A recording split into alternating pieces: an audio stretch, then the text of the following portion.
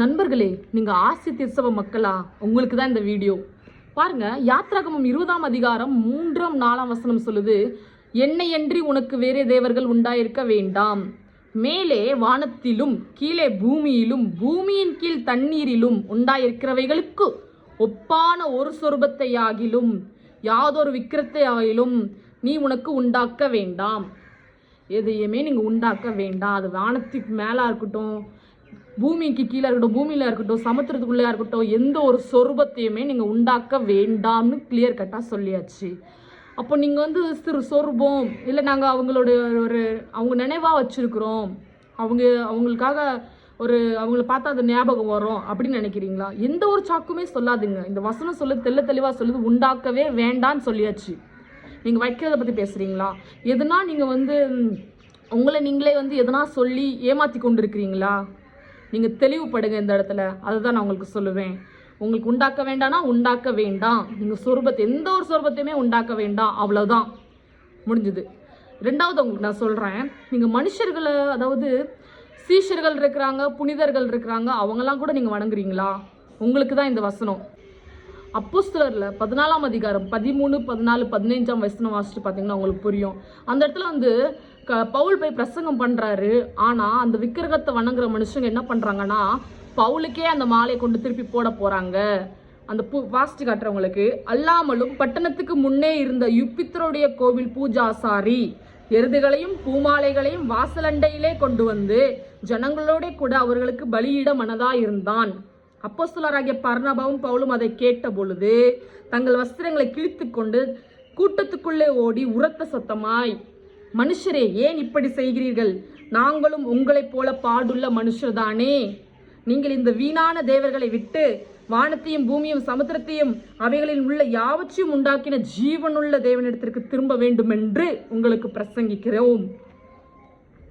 அப்போ பூஜாசரி விக்கிரகங்கள் ஆராதனை பண்ணிக்கிட்டு இருந்தாங்க. இவங்களோட பிரசங்கத்தை கேட்டு இவங்களுக்கே மப்பு மாலை போட வராங்களாம், எருதுகளை பலியிட வராங்களாம். அப்போ இதை பார்த்து நம்ம இவ்வளோ பிரசங்கம் பண்ணி இவங்களுக்கு புரிஞ்சது இவ்வளோதானா அப்படின்னு சட்டையெல்லாம் கிழிச்சு கொண்டு என்ன சொல்கிறாங்க ஒருத்த சத்தமா, நீங்கள் நாங்களும் உங்களை போல பாடுள்ள மனுஷர்கள் தான், எங்களை நீங்கள் புகழ வாரீங்க. நீங்கள் எல்லாம் யாரை வணங்கணும் அப்படின்னா, ஜீவனுள்ள ஒரே தேவனை, வானத்தையும் பூமியும் சமுத்திரத்தில் யாவற்றையும் உண்டாக்கின ஒரே தேவனை தான் நீங்கள் வணங்கணும். அதுதான் நாங்கள் பிரசங்கிக்கிறோன்னு தெளிவாக சொல்கிறாரு. யாரு? பவுலு. 12 சீஷர்ல 13ஆவது சீஷரா எண்ணப்படப்படுகிற ஒரு மனுஷர். அப்போ சீஷர், அப்போஸ்தலர்கள், அப்போ புனிதர்கள்னு நீங்கள் வணங்கிட்டு இருக்கீங்களா?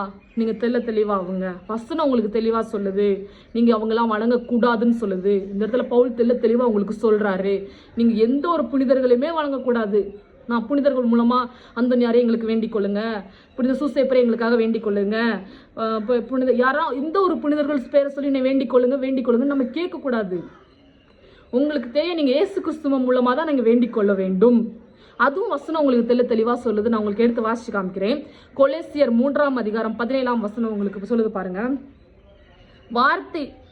வார்த்தையினாலாவது கிரியையினாலாவது நீங்கள் எதை செய்தாலும் அதையெல்லாம் கர்த்தராகிய இயேசு கிறிஸ்துவின் நாமத்தினாலே செய்து அவர் முன்னிலையாக பிதாவாகிய தேவனை ஸ்தோத்திரியுங்கள். அப்போ நீங்க வார்த்தையினால் பேசுறதா சரி, செயலா இருக்கட்டும், எதுவா இருந்தாலும் இயேசு கிறிஸ்துவனுடைய நாமத்தின் மூலமாக நீங்க பிதாவுக்கு ஸ்தோத்திரம் பண்ணுங்க, வேற எந்த நாமத்து மூலமா ஸ்தோத்திரம் பண்ணுங்கன்னு சொல்லவே இல்லை. நீங்க தெளிவாகுங்க. இன்னொரு நான் உங்களுக்கு சொல்லணும்னு நினைக்கிறேன். தூதர்களை வணங்குறீங்களா? தூதர்கள்னு ஜெபம் வச்சிருக்கிறீங்களா? உங்களுக்கு ஒரு வசனத்தை வாசிச்சு காமிக்கிறேன். வெளிப்படுத்தின விசேஷம் 22ஆம் அதிகாரம் 8ஆம் வசனம் 9ஆம் வசனம் சொல்லுது, யோவானாகிய நானே இவைகளை கண்டும் கேட்டும் இருந்தேன். நான் கேட்டு கண்டபோது இவைகளை எனக்கு காண்பித்த தூதனை வணங்கும்படி அவன் பாதத்திலே விழுந்தேன். தூதனுடைய பாதத்தில் விழுறாரு. எதுக்கு அப்படின்னா, யோவானுக்கு தான் அந்த வெளிப்படுத்தின விசேஷம் புக்கு ஃபுல்லாக யோவான் தான் எழுதுறாரு. அந்த தரிசனம் கடவுள் யோவானுக்கு தான் காட்டுறாங்க. 12 சீஷர்ல ஒருவரான யோவான் பாருங்க, அவருக்கு காட்டும்போது தூதன் காலில் விழுறாரு.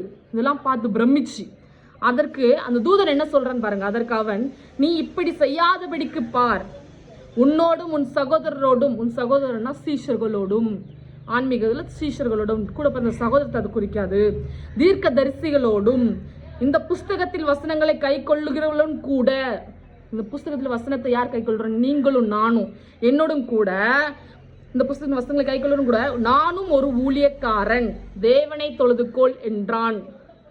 தூதரும் அவங்களும் அப்படிதான் சொல்றாங்க. அப்போ நீங்கள் இன்னைக்கு என்னத்தெல்லாம் வணங்கி கொண்டு இருக்கிறீங்கன்னு கொஞ்சம் யோசிச்சு பாருங்க. சரி, அதெல்லாம் விடுங்க. ஆனால் இயேசு கிறிஸ்துவே பெற்ற தாய் மாதா அப்படின்னு சொல்லிட்டு அவங்கள வணங்குறீங்களா? அவங்களுக்கு சரணம் பாடுறீங்களா? உங்களுக்கு நான் சொல்கிறேன், அவங்களும் ஒரு மனுஷன்தான். அவங்க நற்கிரியை செய்து அந்த பாக்கியத்தை பெற்றுக்கொண்டாங்க. அந்த கிரியைகளை நம்ம நினச்சி அதே மாதிரி ஒரு கிரியைகள், கட்டளைகள், அந்த மாதிரி அந்த ஒரு குணங்கள் இருக்கணுமே தவிர அவங்கள நம்ம வணங்கக்கூடாது. அவங்க வந்து பெற்ற அந்த பாக்கியம் பெற்றதே கடவுளுடைய மகிமையினால தான் அவங்க பெறுறாங்க.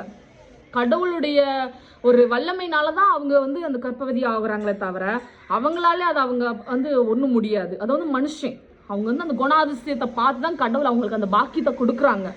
அதனால இந்த எல்லா விஷயங்களும் நீங்கள் தெளிவாக இருங்கள். இந்த வசனங்களை நீங்கள் திருவெளிப்பாடு எடுத்து வாசிச்சு பாருங்க. நான் சொன்ன வசனங்கள்லாம் ஒன்றொன்றா எடுத்து வாசிச்சு பாருங்க, உங்களுக்கு எல்லாம் புரியும். நீங்கள் இன்னும் இதெல்லாம் தெரிஞ்ச பிறகும் ஒன்றும் இல்லைன்னு நீங்களே அப்படி இப்படின்னு சொல்லி எதனா சொல்லி நீங்கள் வந்து உங்களே நீங்கள் ஏமாற்றி கொள்ளாதிருங்கள். வசனம் என்ன சொல்லுகிறது என்று சிந்தித்து பாருங்கள். ஆமேன்.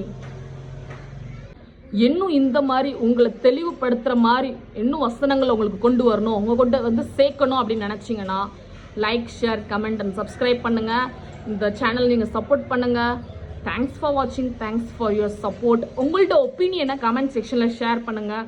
இன்னும் உங்களுக்கு எந்த டாபிக் பற்றி பேசணும்னு தோணுது, இந்த டாபிக் பற்றி ரொம்ப எலாபரேட்டாக நீங்கள் விவரித்து சொல்லணும்னு ஆசைப்படுறீங்கன்னா அந்த டாப்பிக்கும் கமெண்ட் செக்ஷனில் சொல்லுங்கள். உங்களுக்கு டவுட் இருந்தால் அதையும் கமெண்ட் செக்ஷனில் சொல்லுங்கள். Thanks for watching. Thanks for your support.